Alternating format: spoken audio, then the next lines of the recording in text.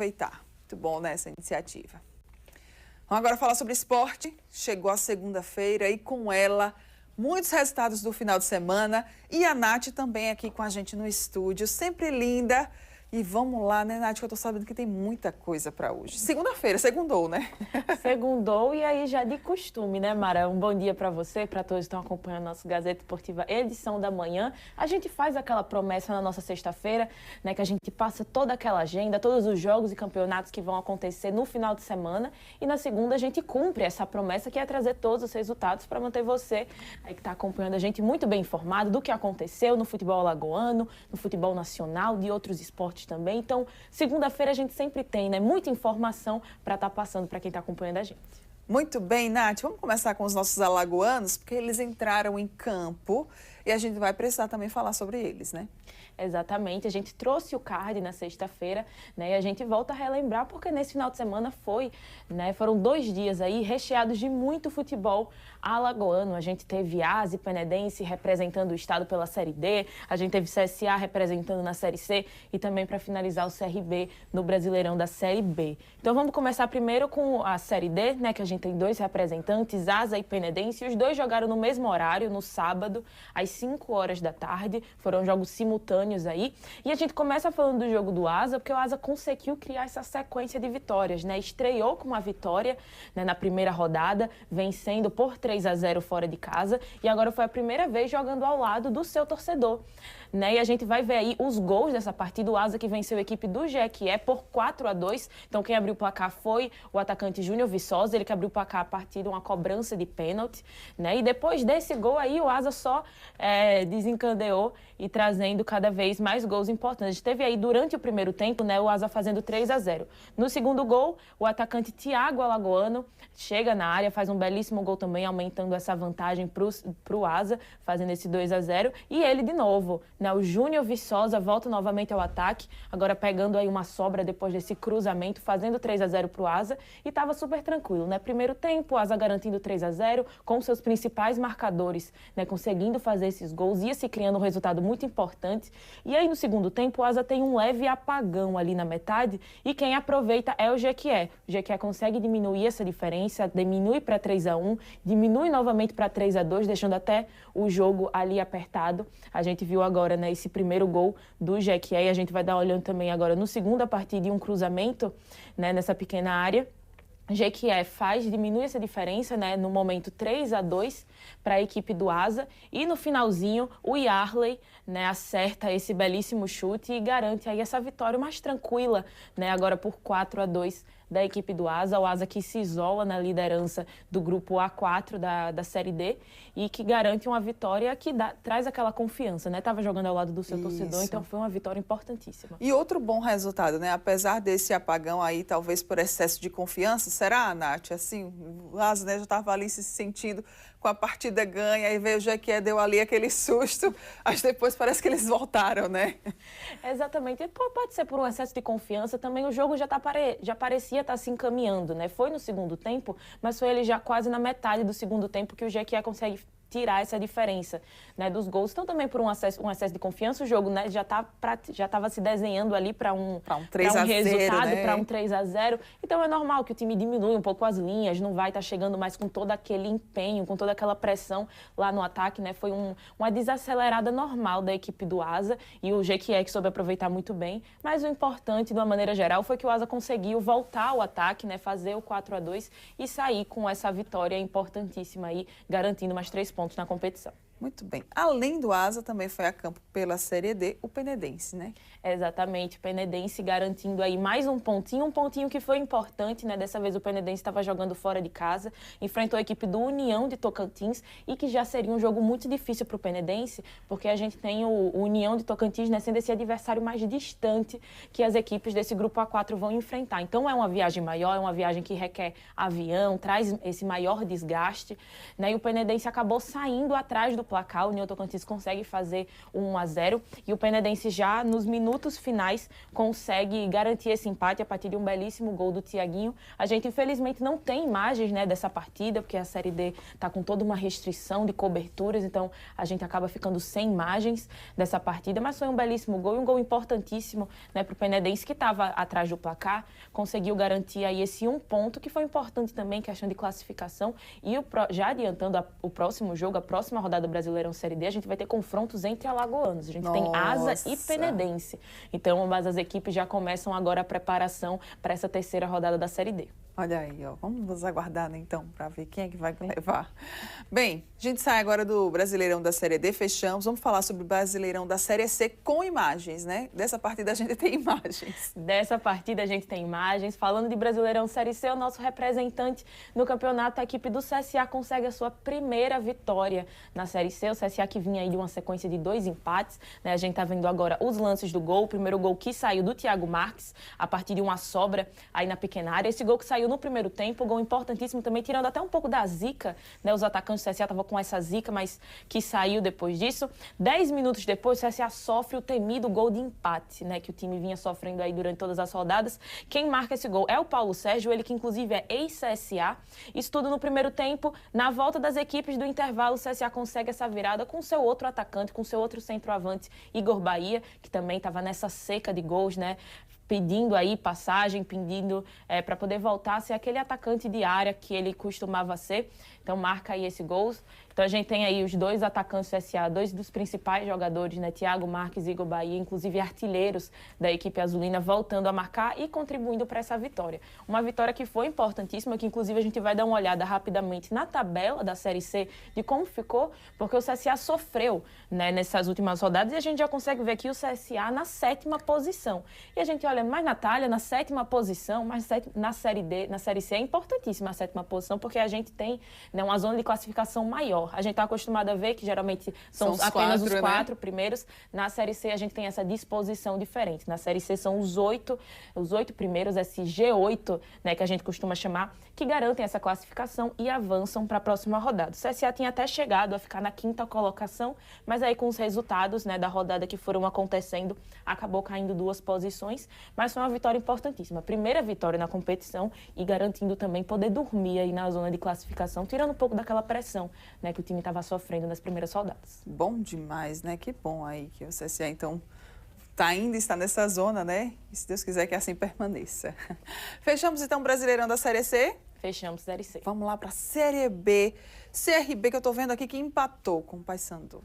Empatou contra o Paysandu, esse jogo que foi ontem, né? Ontem pela tarde a gente teve esse confronto entre Paysandu e CRB, esse jogo que foi fora de casa, e a gente tá vendo aqui os principais lances da partida, né, os gols da partida. Começa o CRB começou muito bem, tá? E a gente tem aqui o primeiro gol que saiu de uma belíssima jogada do atacante Tiaguinho, ele sai driblando todo mundo, usando ali sua velocidade também, garante esse primeiro gol, né? Ainda no primeiro tempo, ele que comemora bastante, mas aí não deu nem muito tempo do CRB comemorar, né? 3 minutos depois, o CRB acaba tomando, né, o empate. A gente vai ver como se deu a jogada, que surgiu principalmente de um erro individual da equipe do CRB. O zagueiro do CRB acaba errando aí o passe, acaba errando a saída de bola. A gente vendo mais uma vez aqui, dá para ver agora o belíssimo drible que o Tiaguinho dá, deixando o marcador do Paysandu na saudade, chute pegando ali só naquele espacinho perfeito para poder encaixar a bola. E o CRB que estava nesse bom volume de jogo, né? Agora a gente vendo aí o contra-ataque do Paysandu, 3 minutos depois o CRB abriu o placar,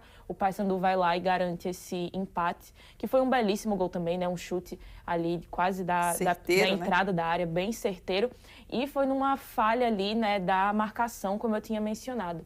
O zagueiro, ele acaba dando de presente, a gente tá vendo aí, foi num erro de passe, né, que o Paysandu consegue esse contra-ataque. E aí o Matheus Albino, que estava salvando a equipe regatiana, acabou ficando aí de mãos atadas, né, para poder realizar. Foi no susto isso. Foi no susto, realizar essa defesa. E aí ficou 1-1 e acabou sendo isso até o segundo tempo, né? No segundo tempo a gente ainda teve chances dos dois lados. O Paysandu ficou com um jogador a menos, né? O CRB acabou até ficando nessa vantagem, mas aí acabou garantindo esse empate, um empate que nem foi tão ruim assim, viu, Mara? Que quando a gente vai olhar, inclusive a tabela também da Série B, a gente vê que o CRB conseguiu ainda se garantir nessa zona de classificação.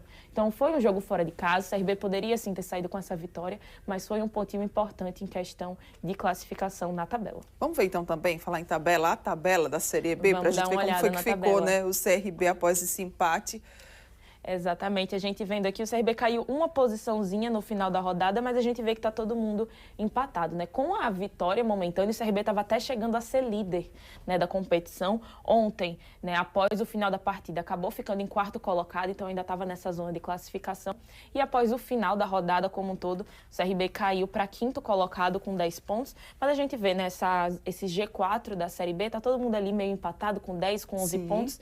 Então também a gente consegue olhar por o copo meio cheio, né? O CRB jogou fora de casa, garantiu um pontinho importante é você pontuar quando você joga fora de casa. Então o CRB ainda segue vivo aí por essa luta, né? Essa briga desde o início para ficar na zona de classificação e garantir o tão sonhado acesso ao Campeonato Brasileiro da Série A. Que assim permaneça, né? Fica ali quinto, quarto, tá ótimo, porque o CRB ele costuma nos dar muitas emoções, né? Quando chega assim na metade das competições. Eu não gosto nem muito de falar, viu? Vocês se orientem esse ano. Muito bem, fechamos o Brasileirão da Série B. Vamos agora falar sobre o Brasileirão da Série A, porque mais uma rodada se foi. Eu quero saber, Nath, dos resultados, de como foi que ficou essa tabela aí de classificação. A gente teve uma rodada cheia, viu, Mara, no final de semana de Brasileirão Série A, repleto de jogos, tanto no sábado, tanto no domingo. A gente já consegue ver movimentações na tabela, mas para não dar aquele spoiler, vamos falar primeiro aqui de como ficou o resultado dessa partida. Foram muitos jogos. A gente já começa com a vitória do Internacional por 3-1 contra a equipe do Juventude Internacional jogando em casa. A equipe do Mirassol que empatou com o Atlético Mineiro. O Mirassol que até começou vencendo a partida, mas acabou aí nesse empate por 2-2. Quem também empatou o jogo foi a equipe do Vitória contra o Grêmio, o empate ficando aí as duas equipes em 1-1. Também 1-1, a gente teve o confronto entre Ceará e São Paulo. O Ceará venceu o jogo, São Paulo consegue um empate aí, arrancando esse pontinho, estava jogando fora de casa.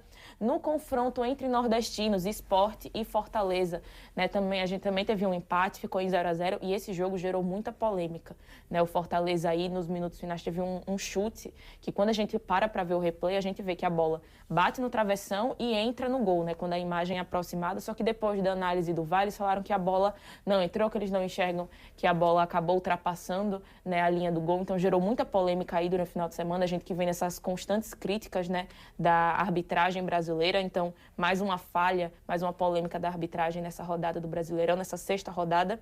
No confronto entre cariocas agora, né, a gente teve confronto nordestino, nos confrontos cariocas deu melhor para o Botafogo, venceu a equipe do Fluminense por 2-0. A gente também teve a vitória do Santos contra a equipe do Red Bull Bragantino por 2-1. A gente também teve, né, o Flamengo que venceu aí o Corinthians, uma super vitória, né? Aquele famoso jogo de 4 horas da tarde do domingo, o Flamengo vencendo aí por 4-0 a equipe do Corinthians. Foi uma belíssima partida. Fora de casa, o Bahia venceu o Palmeiras por 1-0 e jogando em casa contra a equipe do Vasco, o Cruzeiro garantiu essa vitória por 1-0 também. Muito bem, então vamos ver agora a tabela, como foi que ficou? Vamos lá. Vamos dar uma olhada na tabela. A gente teve algumas movimentações, a gente permanece com Flamengo e Palmeiras aqui liderando, né? O Flamengo líder, seguido de Palmeiras, diferença apenas de 1 pontinho. Quem entra agora nessa zona de classificação é a equipe do Red Bull Bragantino, né? Seguidos de Cruzeiro, Fluminense, Internacional, Bahia, Botafogo, Ceará e São Paulo na primeira página. Olhando ali do outro lado, tem a equipe do Vasco, do Corinthians, Juventude, Mirassol, Fortaleza, Vitória, e abrindo, né, o Z4, essa zona de rebaixamento, a gente tem o Atlético Mineiro, o Grêmio, o Santos e o Sport. Muito bem, então fechamos aqui, né, o futebol por hoje. Agora vamos lá falar sobre basquete NBA. Tem mais, né, aí partida para a gente falar. As playoffs não param, né? A gente teve rodada do Brasileirão no final de semana e a gente também teve muito jogo de playoff, muito basquete para a gente estar acompanhando. E como prometido, a gente vai trazer o nosso chaveamento atualizado, porque teve muita classificação. Teve time que já garantiu classificação, tem muita classificação aí, já encaminhada. A gente já começa aqui olhando do lado da Conferência Oeste. O Thunder acabou vencendo o Grizzly, né, a quarta rodada aí. O Thunder também já garantiu a sua classificação para as semifinais da conferência. A gente tem aqui a disputa entre Nuggets e Clippers, tudo empatado, 2-2. Será que vai ser na emoção, hein, Aqui Nath, tá esse? com a cara de que vai ser na emoção. E aí a gente tem aqui a próxima partida, os Lakers contra os Timberwolves que estão superando os Lakers, Olha né? A gente tá aí, ó. vendo aí Mais os uma Lakers partida ganha, passando né? dificuldade, exatamente, mais uma partida e garante essa vitória nessa classificação. Timberwolves por 3-1 contra a equipe dos Lakers. Os Warriors estão saindo na frente contra a equipe dos Rockets por 2-1. Lá do outro lado, na Conferência Leste, quem está encaminhando a classificação também é a equipe dos Clippers contra o Miami Heat. A gente já tem ali um 3-0 do outro lado. Os Pacers contra o Milwaukee Bucks. Tá no 3-1. Quem também tá 3-1 ali seguido, né? Nossa. 3-1 Pacers e Milwaukee Bucks. Os Knicks contra a equipe do Detroit também está saindo nessa vantagem. E a equipe dos Celtics contra o Orlando Magic também nessa vantagem aí por 3-1. A gente tem muita movimentação aqui já nesse chaveamento. E a gente fica aqui, né, agora na ansiedade, na expectativa de saber. E aí, quem é, né? Quem vai ser confirmado nessas semifinais? E, inclusive, que a gente pode saber já mais uma confirmação hoje, porque hoje a gente tem mais 2 jogos. Tem partida, então hoje vamos lá, temos passar a partidas agenda. hoje. Vamos dar uma olhada nas partidas que tem hoje, que já pode sair classificação daqui, né? Exatamente aquele confronto que a gente falava entre Clippers e Miami Heat, às 8h30 da noite. E a gente já tem os Clippers adiantando aí com 3-0. Então, a vitória hoje dos Clippers também garante essa classificação nas semifinais. E aí, outro confronto às 11 horas, a gente tem a equipe dos Warriors contra os Rockets, né, exatamente por essa quarta rodada, nesse quarto round. Os Warriors, que estão nessa vantagem por 2-1, então a vitória hoje garante também encaminhar uma possível classificação e os Rockets vão, acima de tudo, né, vencer hoje para deixar tudo igual e garantir uma emoção também. A gente vê que do lado da Conferência Oeste está muito movimentado, tem muita emoção. Pois é, né, Nath? Então vamos aguardar aí as playoffs, os resultados, para a gente, é claro, trazer para vocês. Para a gente, então, fechar nosso momento de esporte, vamos agora falar sobre tênis. Infelizmente, não deu para o nosso querido João Fonseca, né? Infelizmente não deu para o João Fonseca. A gente que ficou aqui na sexta-feira, né, desejando aí toda a boa sorte do João Fonseca, que venceu na primeira rodada e disputou a segunda rodada, né, do Madrid Open no sábado. E a gente aqui, ainda dá para ver ele cabisbaixo depois dessa derrota. Ele João e a Fonseca, torcida brasileira. Ele e toda a torcida brasileira cabisbaixa depois da derrota. João Fonseca acabou perdendo para o americano, né, o Tommy Paul, e ele perdeu por 2-0. Foram sets que ainda foram, né, para aquela disputa. E a gente viu, né, toda a dificuldade que ele passou. Inclusive, o próprio João Fonseca comentou de quão difícil foi o jogo, né? Ele acabou se lamentando também pelas oportunidades que acabaram surgindo na partida, que ele não soube aproveitar muito bem. Palavras do próprio João Fonseca. Mas não tem nem muito tempo para se lamentar, viu, Mara? Porque vem campeonato novo aí para o João Fonseca voltar às quartas. Não é para a gente sentir saudade do João Fonseca, porque a gente tem, né, a previsão para o João Fonseca estrear em mais um campeonato. Agora o Challenge 175 de Estroio, né? Ele vai ser o cabeça da chave número 8 e tudo indica que o confronto vai ser contra o holandês Jasper de Jong. Então a gente tem aí uma previsão desse confronto talvez acontecer amanhã. A gente já traz novidades, né? Ainda naquele comecinho a gente não tem horário base, então ainda está se organizando. Mas João Fonseca agora levantar a cabeça após essa eliminação no Madrid Open e já focar no seu próximo campeonato. Pois é, né? Vamos aí torcer. A gente continua daqui, do nosso lado, né? Torcendo. A gente segue na nossa torcida. A nossa parte a gente está fazendo. A nossa parte a gente está fazendo. Nath, obrigada, meu bem, pela sua participação aqui junto conosco mais uma vez. Maravilhoso começo de semana para você. Amanhã a gente volta a se encontrar aqui. Exatamente. Um bom dia para você, Mara. Até amanhã. Bom Desejar dia. um bom dia também a todos acompanhando aqui o nosso Gazeta News. E amanhã eu estou de volta trazendo muito mais informação. Até amanhã. Obrigada, meu amor.